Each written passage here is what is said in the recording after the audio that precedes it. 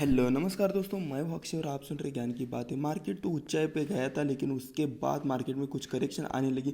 Correction की वजह कुछ भी हो, लेकिन अपने को जो अच्छे क्वालिटी के स्टॉक होते हैं जिनमें कुछ वैल्यू होती है, ऐसे स्टॉक अपने को सस्ते क्यों मिलेंगे? जब मार्केट गिरेगा तो उसी वजह से, फेयर की वजह से तो सस्ते मिलेंगे। तो कुछ ऐसे दिग्गज स्टॉक है जो निफ्टी 50 का आप समझते हैं ना, इंडिया के दिग्गज 50 कंपनियां। तो उसमें से कुछ स्टॉक है जो भी अपने 52 वीक का जो लाइफ टाइम वाला हाई था, वो लाइफ टाइम हाइप से अभी भी लगभग 20% का अपने को सस्ते मिल रहे हैं। तो कौन से ऐसे स्टॉक है जिसमें अपने को निवेश करना चाहिए या नहीं चाहिए, क्या अपनी रणनीति होनी चाहिए, इसके बारे में देखते हैं। तो निफ्टी 50 के कुछ स्टॉक है जो लगभग ऊंचाई से 15-20% लुढ़क चुके हैं मार्केट की वजह से, लेकिन जो विश्लेषक है उनको कुछ स्टॉक में अभी भी वैल्यू दिख रही है। और अपने को यहाँ पे जब मार्केट गिरता है, मार्केट में फियर आता है, तो अपने को ऐसे स्टॉक की शॉपिंग करनी चाहिए।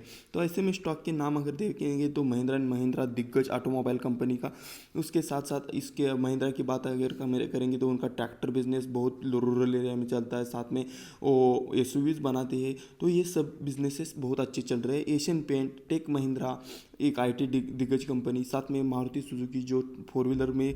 और ये जो स्टॉक है पिछले 2 महीने से बहुत कमज़ोर हो चुके हैं। लेकिन साथ में कोल इंडिया की भी बात करें, ब्रिटानिया, हिंदुस्तान लीवर 2600 के लेवल को छुआ था, लेकिन अभी 2200-2100 के करीब ट्रेड कर रहा है। और एशियन पेंट के बारे में बात करते हैं, जैसे कि रियल इस्टेट सेक्टर को बूस्ट मिल रहा है, और ये रियल इस्टेट सेक्टर में, पेंट सेक्टर में दिग्गज है। साथ में इसने इंटीरियर डिजाइनर का भी काम चालू किया है। लगभग 2300-2400 रुपये के करंट भाव पे मिल रहा है, लेकिन जो उसका लाइफ टाइम हाई था, 52 वीक का हाई था, लगभग 2900 रुपये था। अभी अपने को लगभग 20% का डिस्काउंट मिल रहा है। मार्केट जब अच्छा रहता है, मार्केट जब तेज़ी में रहता है, तो अपने को ये इतना महंगा वाला 2900 वाला शेयर और क्वालिटी स्टॉक अपने को सस्ता क्यों मिलेगा? तो मार्केट में कुछ फेयर है, इसलिए अपने को सस्ते में मिल रहा है। तो 20% कम में मिल रहा है, तो अपने को ऐसे क्वालिटी स्टॉक में बाय करने की मेरी तो सलाह है। और इसके साथ साथ एडलवाइस सिक्योरिटी का भी मानना है, एशियन पेंट की जो गिरावट है वो ख़त्म हो चुकी है, और दिसंबर तिमाही के नतीजे भी अच्छे आए थे। तो इस कंपनी में अभी अच्छा खासा भाव अपने को दिखने को मिल सकता है। साथ में बिस्कुट की कंपनी जिसका नाम है ब्रिटानिया, लगभग 3400 रुपये के करीब ट्रेड कर रही है, लेकिन उसने भी लाइफ टाइम हाई अपना बहुत अच्छा मारा था। उसके बाद 15-16% कम अभी ये स्टॉक ट्रेड कर रहा है। मोतीलाल ओसवाल की तरफ से, फाइनेंशियल सर्विस की तरफ से, बीते 1 साल में कंपनी ने कुछ खास नहीं किया, लेकिन वैल्यूएशन के लिहाज से अभी कंपनी में एंट्री का सही मौका है।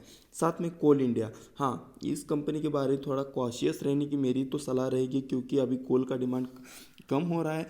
और साथ में मैं बोलता हूँ ईवी का ज़माना आया है, इलेक्ट्रिकल व्हीकल आएंगे, और रेलवे भी कोल पे नहीं, अभी इलेक्ट्रिकल पे चल रहे। तो सोच सकते हैं लंबी अवधि के लिए नहीं लगाना चाहिए पैसा, लेकिन इसका डिविडेंड यील्ड अच्छा है।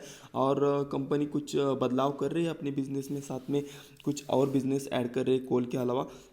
मुझे कुछ ज़्यादा इसके बारे में इंफॉर्मेशन नहीं, लेकिन ये जो भारतीय अर्थव्यवस्था के लिए ऊर्जा का, कोयला का महत्व है, यहाँ पे बताया जा रहा है आपको 2 से 3 दशक से 20-30 साल के लिए बना रहेगा ऊर्जा का महत्व, कोल इंडिया का महत्व।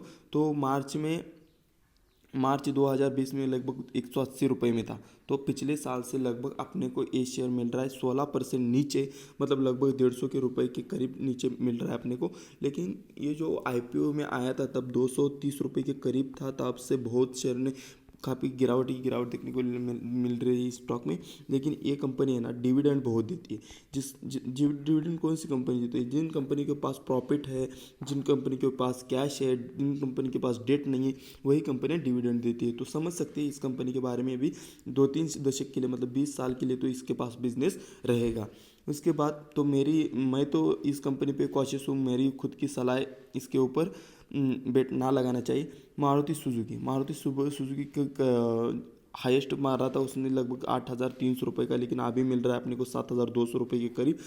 कि रिजल्ट भी अच्छे आए थे, लगभग 18% नीचे मिल रहा है। और बैंक ऑफ अमेरिका सिक्योरिटीज इस शेयर 7400 का मानती है, तो अभी 7200 कीमत चल रही। घरेलू बाजार कंपनी हिस्सेदारी बढ़ाने, अभी ये कंपनी है ना, आगे आने वाले दो महीने में 9,300 रुपये का रेट अपने को दिखा देगी, ये मेरा ओपिनियन है खुद का।